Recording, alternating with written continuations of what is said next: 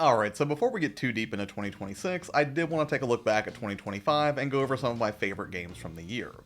And I would say that my tastes were a little bit more lean towards console in 2025, and I think the Switch 2 is responsible for a lot of that because I was very excited for that system to come out. But in 2026, I have to say I am pretty excited for the Steam machine. I expect the pendulum's going to swing back the other way, but even though every game on this list isn't something that is necessarily native to Steam, a lot of them will run on Steam or on the Steam Deck at least serviceably. But all that being said, let's go ahead and hop into the first entry on my list, which is a remake of a throwback classic, and that would be Tony Hawk's Pro Skater 3 and 4 Remake. And after the success of 1 and 2, I was pretty sure they were going to do 3 and 4 at some point, and I'm sure glad they did because, again, as an aging millennial, I'm somebody who grew up right alongside that series and was there for the first entry of Tony Hawk's Pro Skater, which I believe I played on the N64 if I'm remembering correctly, before eventually, picking up a lot of them on PlayStation and other systems as the years would roll on. And even though they didn't necessarily get every licensed music track, which is a pretty key part of the Tony Hawk experience, I was really glad that they brought Bam back, even though I know that whole situation was a little bit controversial. I'm glad to see that Tony actually pushed for him to be included in the game, and they actually did it, because it did make it feel more like a complete Tony Hawk game. And I actually played this both on the Series X and the Switch 2. I think Switch 2 is where I prefer to play it just because of the portability and all, but obviously the Series X gets an edge when it comes to graphics and performance. But wherever you choose to play this one, you'll obviously have a great time with it. And even though I'm only working through the 3 portion of 3 and 4 right now, it's a game that I will probably end up getting for Steam as well, just so I can test it out on the Steam machine wherever that manifests. But yeah, ultimately it's a classic that plays buttery smooth, it looks amazing, and I couldn't not include it on this list, so it does come in right at number 10. Next up is actually another Switch 2 game, and it's a game that could only be played on the Nintendo Switch, and much like Tony Hawk, it's a series that I have a long history with, and that would be Mario Kart World. And just like Tony Hawk, this is another series that I've been playing since its inception way back in the early 90s, which does make me feel like I'm 100 years old, but nonetheless, it's been incredibly fulfilling to see how this series has evolved over the years, whether it was the original Mario Kart 64, Mario Kart 8, which we were stuck with for quite a long time, or any of the portable versions in between. Mario Kart is always a good time, and honestly a forever game for me in its own right. There have been very few occasions where I brought up the idea of playing Mario Kart with friends and people weren't on board with that. And I gotta say, I think Nintendo really hit the mark here. With better voice chat from the Switch 2 to doubling up the player count to 24, and giving us a charming open world with photo mode to explore with friends, I really loved firing this up on the Switch 2 for the first time, which I think most people did, considering a lot of people were going to go for that bundle, obviously, because it was the better deal for the game. And in turn, since pretty much every friend and family member I have who got a Switch 2 also had it, I had no shortage of people to play with. Also, I really did like the new mechanics like wall riding and rail grinding, not just because they feel good to pull off, but it also kind of raised that skill ceiling just a little bit, which, when you combine that with the chaos of a 24-person race, it just makes everything feel more dynamic. And again, given that it's probably one of my favorite forever games that come directly from Nintendo, of course it was going to make it on this list as well, and I definitely spent more time playing Mario Kart World this year than I did Tony Hawk. And speaking of playing with friends and family, this next one is a co-op adventure that I'm glad I rolled the dice on because I'd heard such good things about it, and that would be Split Fiction, which I'm actually playing through with my mom right now. And I think we're getting pretty close to wrapping this game up, but my mom and I, when we play, we don't play nearly as often as my dad and I do just because our schedules don't always line up. But the game is just butter smooth to play, and it's outrageously fun to enjoy with a friend. I would say the story is pretty decent and the characters are charming enough, and I just love the way it consistently switches up the gameplay loop from moment to moment to just keep you on your toes. Admittedly, some of the environmental puzzle solving can get pretty tricky, but it's nothing impossible, and I love how it mixes up the puzzle platforming with straight up action fare, which really does keep the whole thing moving along at a fairly steady clip. And considering I still haven't gotten around to It Takes Two yet, I'm pretty pumped to wrap this one up and explore their first outing whenever I can finally get around to it. And next up, speaking of games that I finally got around to, this next one is one that I completely neglected back in the 2000s, but now that it's been remade, I have a chance to dive into it more fully, and that would be Metal Gear Solid Delta Snake Eater. And again, I'd say I'm maybe 6 or 7 hours into this one, but here's the thing, as a Kojima, or well, effectively a Kojima game, this is the sort of title where I'll spend a lot of time just slowing down and taking my time. Not just for the updated visuals necessarily, but just because stealth action games are just inherently awesome and kind of fun to just sort of vibe with and explore the environments. And considering it gives you a ton of flexibility in how you approach enemy encounters, there's a tactical advantage to just slowing things down a little bit as well. It kind of reminds me of the Twin Snakes on GameCube, except with that game I'd beaten the original Metal Gear Solid multiple times, so I could be a little bit more picky about contrasting and comparing the two and seeing what was different. But I think the big difference is the Twin Snakes felt like it took a lot of liberties, and certainly when it came to the cutscenes over the original Metal Gear Solid. But even having not spent a lot of time with the original Metal Gear Solid 3, I have to say this one feels like it's staying a lot closer to the original experience, at least from what I remember back then. So I think that's another reason I'm taking a more measured approach to finishing this game instead of just like rushing right through it. Well, that and I keep keep getting derailed by my game of the year, but we'll get to that in a little bit. But for now, let's go ahead and move on to a game that is 100% Kojima, and I'm 100% more excited to finish this game than I am the remake of Metal Gear Solid 3, and that would be Death Stranding 2 on the beach. And again, just like Snake Eater, I haven't finished this one yet, but it is a much longer game, and even in my first 10 to 12 hours, I feel like I've only put a small dent in this game. But honestly, that's totally fine, because I love everything that I've played so far in this game, and it really does just give me more of and expands upon its predecessor in just about every way. Not to mention, it is, perhaps unsurprisingly, unapologetically weird, and in a AAA landscape that can start to feel pretty repetitive with so many first-person shooter and third-person action game clones, it's just refreshing on its own merit to play something that's both off the wall and super high quality. Now, to be fair, I know a lot of people won't dig the struggle core nature of a kinda lone courier braving the harsh conditions of a broken world, but I absolutely can't get enough of it, and it's just really satisfying how super dense these games are, and yet I would say Death Stranding 2 feels a little bit more streamlined and just a little bit more approachable than its predecessor. I don't know if I would recommend completely ignoring the first Death Stranding in favor of just jumping straight into Death Stranding 2, but I think if you've played the first and you come to this one, you will admit that, yeah, it does feel a little bit easier to get into. My only real complaint with Kojima games like this is they are incredibly verbose in their storytelling, and even then, sometimes I have to look up kind of recaps to make better sense of the story, but hey, if that's my biggest complaint, that's still pretty good, right? I would rather have a game try too hard to make its point than take the opposite direction and really just have a kind of a ho-hum boring offering, I guess. Ultimately, I will definitely finish this game in 2026, but some of the games I ranked above it will probably take some priority. Specifically this next title, which got so many Game of the Year awards, however it is not my Game of the Year, even though it almost was, and that would be, of course, Clair Obscur Expedition 33. And I would say RPGs in their pure sense have always been a little bit of a mixed bag for me as a genre, not because they're bad or anything like that, but because a lot of the time they require a significant time investment, and I don't always have a ton of time to drop into like an 80-hour long adventure necessarily. But every now and then an RPG will come along that just absolutely grabs my attention, and I will just tear into it in like a manic 2 to 3 week sprint. This is what happened to me when it came to Persona 4 Golden, it happened to me with Final Fantasy VII Remake, and to a lesser extent I would say that it happened with Expedition 33. I started playing it on Game Pass right after it came out, and I was just completely blown away by it.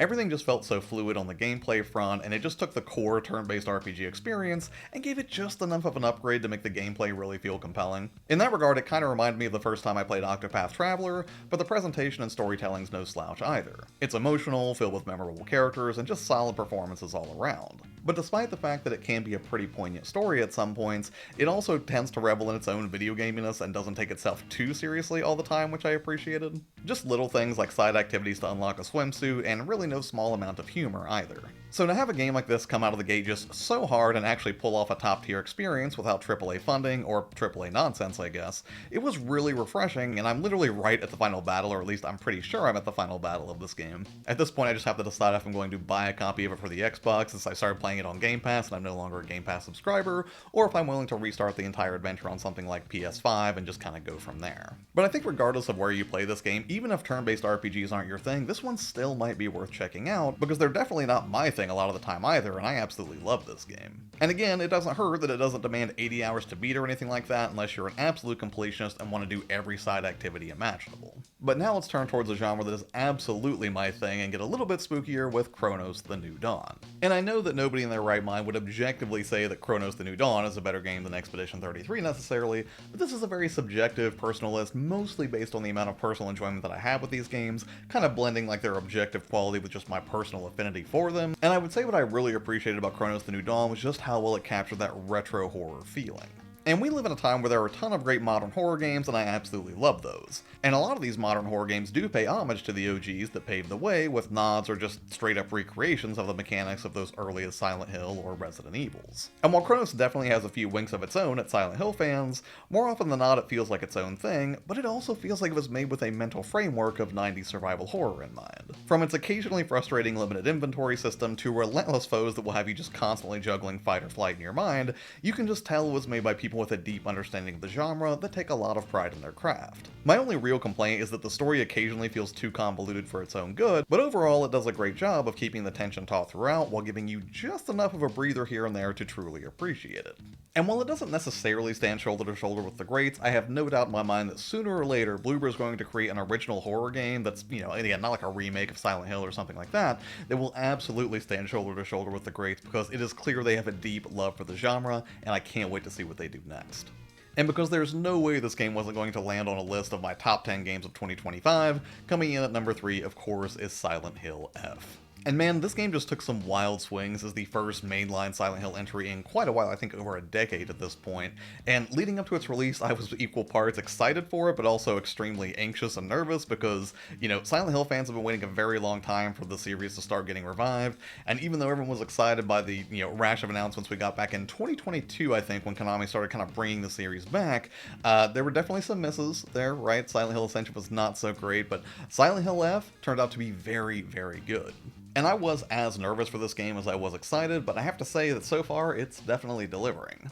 And I say so far because of the, I think, 5 endings I've only achieved 2, and that would be the first run ending and the joke ending, and I'm in the middle of expanding on the first one so I can get the whole picture. Which, honestly, that's one thing that I kind of dock this game for, because, well, I've already seen how the game shifts things around a bit and expand on story beats from my first go-around. It would be nice to just save scum my way to the other endings, but honestly, that's a pretty minor gripe for me, because I don't just love Silent Hill games, I just love kind of chilling out in Silent Hill games. So if it's really going to make me run through half a dozen times to get the complete picture, I'm pretty much okay with it. And I saw some people saying it wasn't a real Silent Hill because it is a really big departure from 1 through 4, what with its greater emphasis on combat and Japanese setting, but to me it's every bit as much a Silent Hill as any of my other favorites. Not because it just has a foggy, spooky setting or anything, but a lot of the themes that you would expect to find explored in a game like this are there, and the storytelling is some of my favorite in the series. It's just cryptic enough to keep you guessing, but it also does a great job of answering the questions it poses to you early on as you peel back layer after layer of Hinako's journey. Now to be fair, I don't think all of its story beats are especially subtle,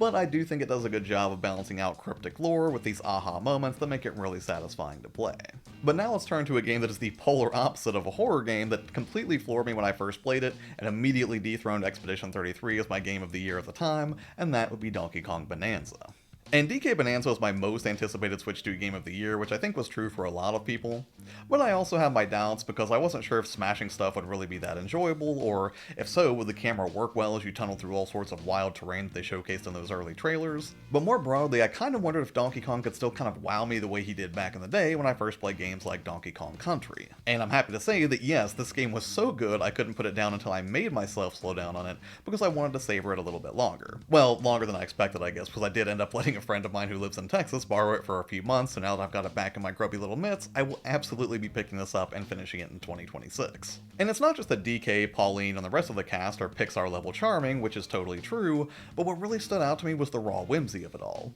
I mean, yeah, you're a big old monkey smashing stuff, which is fun on its own, but what I mean is that from a 3D platforming standpoint, I was convinced this game wouldn't do anything that I really hadn't seen before. And while I won't spoil it, I'll just say that Bananza does some very cool things mechanically that totally caught me off guard and were borderline magical, especially as you get deeper into the game, and it was so much fun to play that for a moment I earnestly recaptured that childhood excitement I had for the first time I played Mario 64, or, well, maybe more appropriately, Donkey Kong Country on the SNES, I would say. And because it just hit me so hard with this concentrated dose of Nintendo joy so effectively, that is why it rocketed to the top of my list for Game of the Year, until it was ultimately dethroned by my actual Game of the Year, which we should talk about now, because my Game of the Year is Arc Raiders.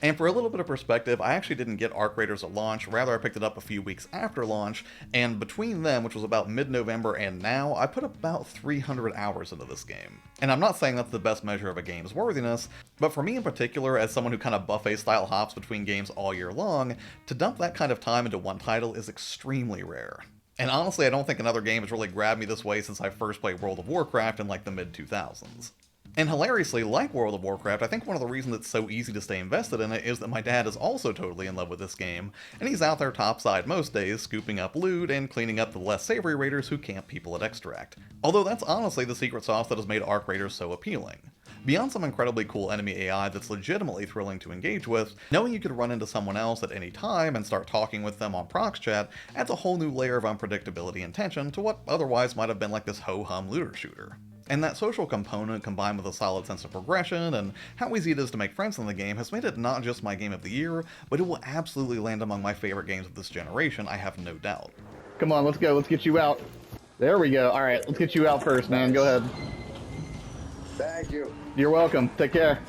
Because I think the closest analog I can really think of in terms of a console game that I played that really had me invested in that kind of multiplayer experience for such a long time would probably have been Halo 2 from back in the day. And considering this is built as a live service game that's going to be around for years, I can't believe I'm having this much fun with it and they're literally just getting started. So yeah, those are my top 10 games for 2025, and I would say that 2025 again was a pretty stellar year for gaming overall, although I'm very much looking forward to what's coming in 2026, and that will be another video that comes out here in the next week or two that I'm kind of working through right now, are the games I'm most excited to play this year, and obviously the Steam Machine, which I'm very excited about, so you can expect no small amount of videos on that, especially whenever I can finally get my hands on it. But hey, what about you? What were some of your favorite games in 2025? Because I would love to hear about it in the comments below. And as always, nothing changing in 2026. I'm very appreciative for your viewership and hanging out here on the channel. Take care, and I will see you on the next one. Bye.